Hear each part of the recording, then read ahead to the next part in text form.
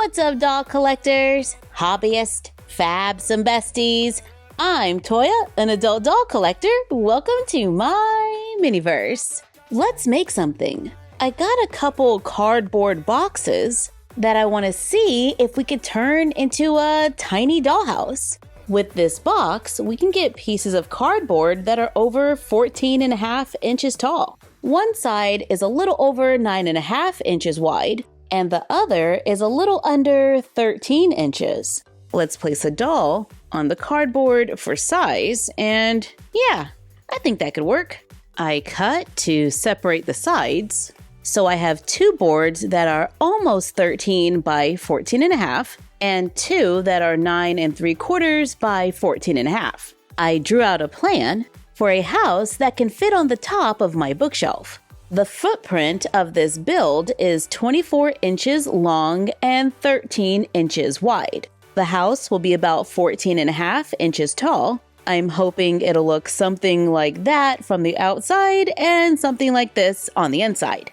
We're gonna need more cardboard. I want each wall to be at least 2 layers of cardboard. We have 3 large walls, so we're going to need 6 of the larger pieces of cardboard, and we have 2 shorter walls, so we will need 4 of those. I bought these boxes a long time ago to ship dolls on Whatnot, but today I'm borrowing 4 for this project. But of course, you can use cardboard you already have and just cut and glue it to size. I've already cut 3 boxes for the walls, which are right here. I'm using the 4th box and a few leftovers for the floor that I'm going to make a little larger than our plan. It's supposed to be 13, but I'm going to go with 14.5. We'll add the extra length to this wall here. So now we have to cut 2 walls at 8 inches by 14.5, and we'll only need 2 that are 6.5 by 14.5. I know, it's a lot of math. And sometimes we find that we have to make adjustments as we go, like we'll probably have to add onto this wall. So it's more like guidelines. I've cut a piece of cardboard for the floor, glued down leftover strips to double it. Now that the base is done, I take 2 of the larger pieces of cardboard. I draw a large window 5 inches from the bottom and 2 inches from the top. I left 3 inches on both sides. Let's cut it out. Using an X-Acto knife, glue the 2 boards together. I take 2 more boards and just glue them together for a solid wall. And for the last large wall, we're gonna have to add on to the end, about 1.5 inches. I sketch out a little doorway with a curve at the top, then cut it out and glue on the second layer. Let's glue together the 6.5 inch boards. You can choose to put a working door here. I'm cutting out a 3-inch wide window that will look like a window on the inside of the house, but a door on the outside. I made this window 5 inches from the bottom as well, just like the large one on the bigger wall. Our last wall is the 8-inch wall. I cut out another archway that's a little thinner, but that's not the neatest. But now we have all of our walls and the base so we can glue it together. I'm going to start on one end and then just work my way to the other. I glued on the large archway and the solid wall. Then let's add the door window, then the wall with the large window, then the 8-inch wall with the arch. And this is where we are.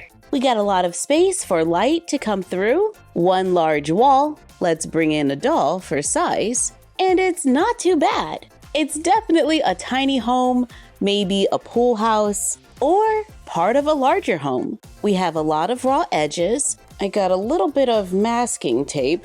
I hope it's enough.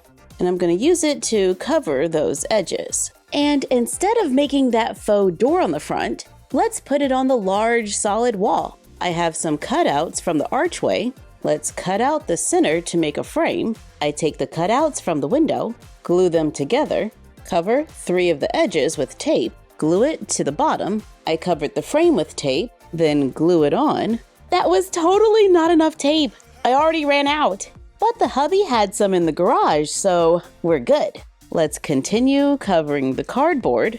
I might have overdid it, but I really wanted to cover all of those edges, so when we paint, hopefully it won't bubble and curl.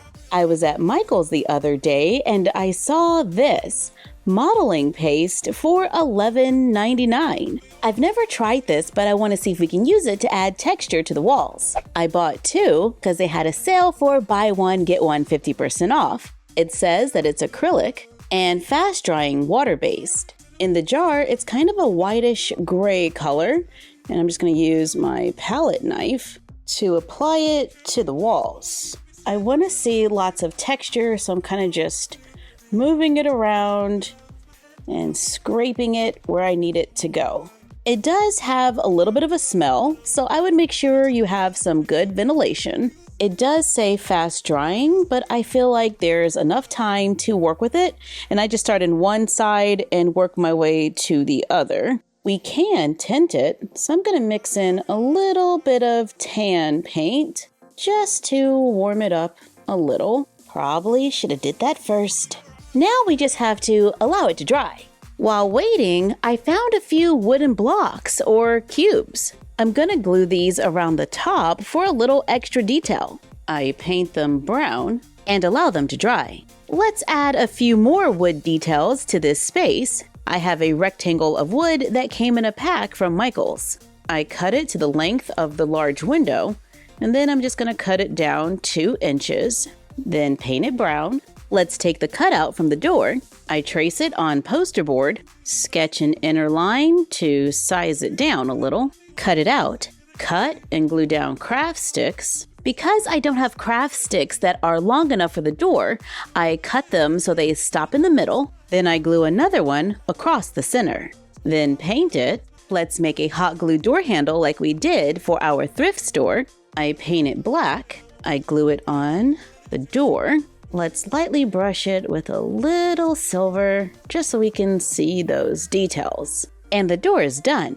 Let's cut more craft sticks into 1/2-inch pieces to fit the windows. Then we just paint them brown. Now everything is pretty much ready to be glued onto the house. And it's just about dry, but I think it could use a few more minutes. So let's make a stool using some scraps of cardboard, jute twine, and wooden dowels. I cover the cardboard with the twine, cut the wooden dowel into pieces, glue them onto the corners. I add a few supporting pieces, and we've got a quick stool that we can place in the front. Then let's take the large wooden board and glue it in the bottom of the window. Then glue the cut craft sticks around the inside of both windows. We can add some faux glass, but I'm just going to leave it open for now so the dolls can sit and have breakfast at the window.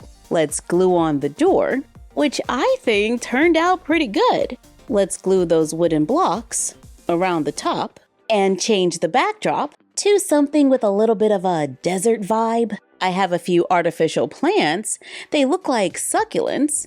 Let's place them on the sides of the door. We can add a few more by the windows. Let's add a few painted blocks under the counter for a little extra support. Let's take a clear cap from a spray bottle. I wrap black paper around the top.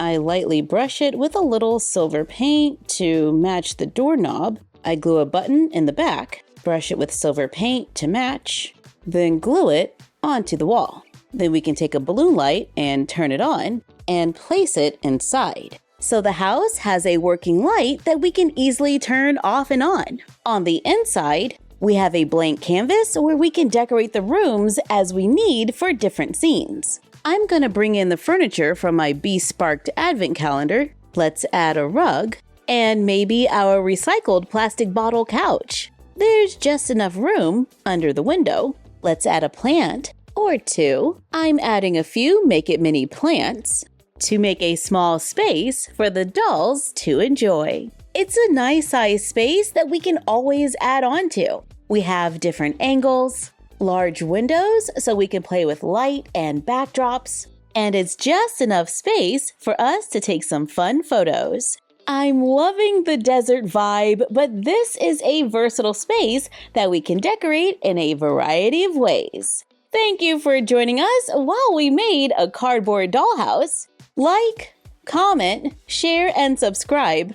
Don't forget to ring the bell and follow us on Instagram and YouTube at MyFroggyStuff and Bella of MyFroggyStuff on Instagram, and we will see you next time.